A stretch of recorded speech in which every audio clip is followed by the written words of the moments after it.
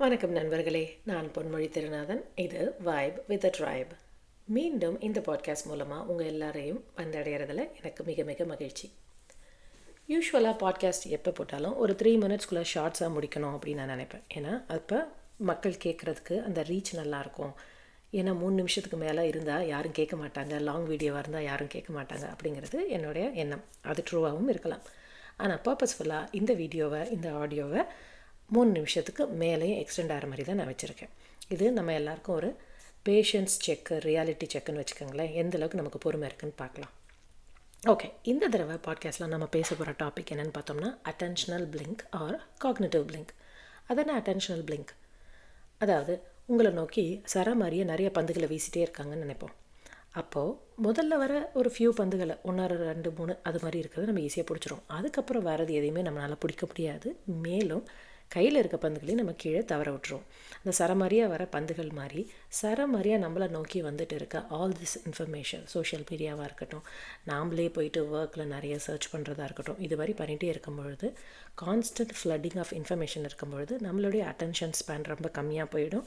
நம்ம கவனிக்கிறதுக்கான நேரம் எல்லாத்துக்கும் ரொம்ப கம்மியாயிட்டே இருக்கும். அப்படிங்கிறது அந்த அட்டென்ஷனல் பிளிங்க். ஃபார் எக்ஸாம்பிள், ஒரு ஃப்ரெண்டு இல்லை உங்கள் வீட்டிலேருந்து ஒருத்தவங்க ஃபோன் பண்ணி ஃபோனுக்கு ஒரு ஓடிபி மெசேஜ் வந்திருக்கும், அதை பார்த்து சொல்லு அப்படின்னு சொல்லுவாங்க. அதை நீங்கள் செக் பண்ணலாம் அப்படின்னு சொல்லிட்டு ஃபோன் எடுப்பீங்க. ஆனால் இன்ஸ்டாக்குள்ளேயே ட்விட்டருக்குள்ளேயே போய் மாட்டிட்டு ஒரு 5-10 நிமிஷம் ஸ்க்ரோல் பண்ணிட்டே இருப்பீங்க. அதுக்கப்புறம் தான் உங்களுக்கு ரியலைஸ் பண்ணுவீங்க, ஓடிபி ஒன்று கேட்டாங்களே, அதை நான் அனுப்பணுமே அப்படின்ட்டு. By the time OTP expire ஆகிருக்கும். நிறைய தடவை அப்படி தான் ஃப்ரிட்ஜை போய் திறந்துட்டு நிற்போம், காற்று வாங்குற மாதிரி. எதுக்கு வந்தோன்னே நமக்கு தெரியாது, எதுக்கோ வந்தோம் அப்படின்னு யோசிச்சுட்டே இருப்போம். இதெல்லாம் நடக்கும்பொழுது நம்ம என்ன நினச்சிப்போம், நமக்கு வயசாகுது போல இருக்குது, மூளையே வேலை செய்ய மாட்டேங்குது, நமக்கு மெமரி லாஸ் ஆகிடுச்சு, ஆல்சைமர் வரப்போகுது, இது மாதிரி நிறைய அடிக்கிட்டே போவோம். ஆனால் என்ன விஷயம்னா, நம்மளோட அட்டென்ஷன் ஸ்பேன் குறைஞ்சிட்டே போகுது. இந்த அட்டென்ஷனல் பிளிங்க், டார்கெட் ஏவை ஃபோக்கஸ் பண்ணும்போது டார்கெட் BCDEF எல்லாமே நமக்கு மறந்து போயிடுது. இதை எப்படி சரி பண்ணலாம் அப்படின்னு பார்த்தோன்னா, டூம் ஸ்க்ரோலிங். ஃபோனை நம்ம தோண்டிகிட்டே இருக்கோம் இல்லையா, அந்த ஸ்க்ரீன்லேயே பார்த்துட்டு அந்த ஃப்ளட் ஆஃப் இன்ஃபர்மேஷன், ஒரு நிமிஷம் ஒரு ரீலில் பார்த்தோம்னா சந்தோஷம் இருக்கும், ஒன்றத்தில் பார்த்தா ஆங்ஸைட்டி இருக்கும், ஒருத்தில் பார்த்தா ஒரு ஃபியர் இருக்கும், த்ரெட் இருக்கும்.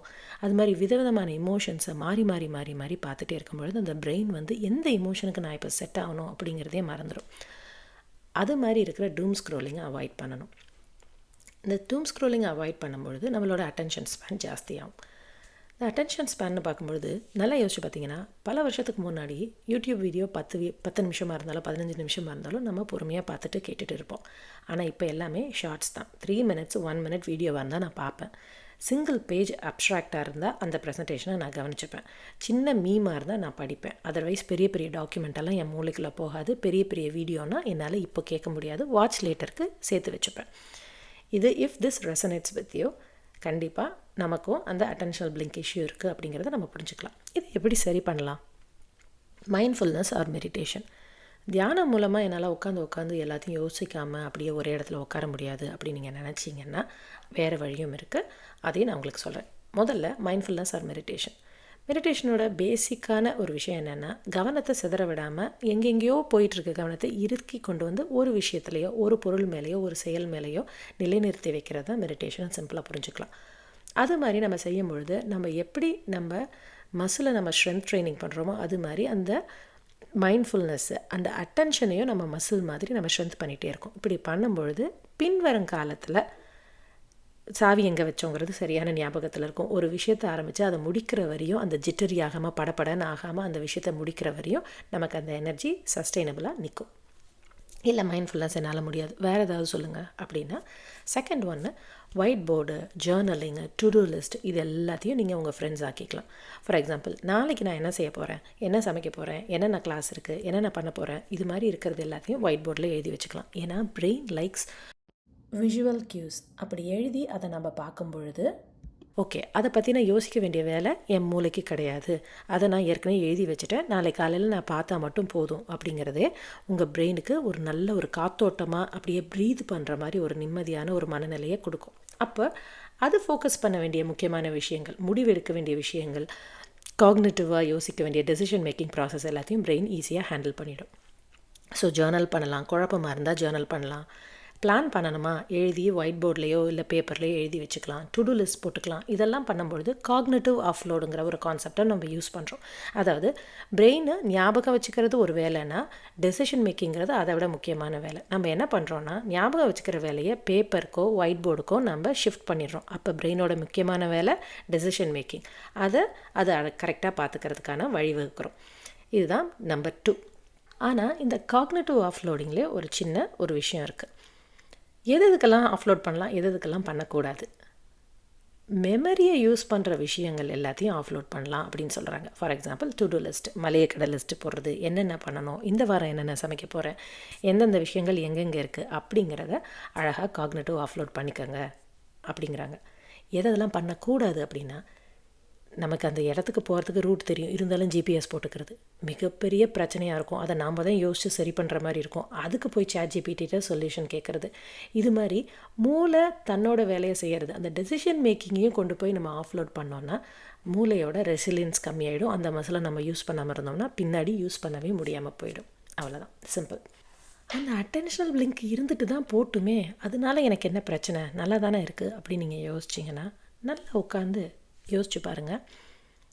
முந்தியெல்லாம் ஃபோன் பண்ணாங்கன்னா யாராவது உடனே எடுத்து பேசுவோம், ஃபோனுக்காக வெயிட் பண்ணுவோம். இப்போது மாறி மாறி டெக்ஸ்ட்டு தான் பண்ணிக்கிறோம்.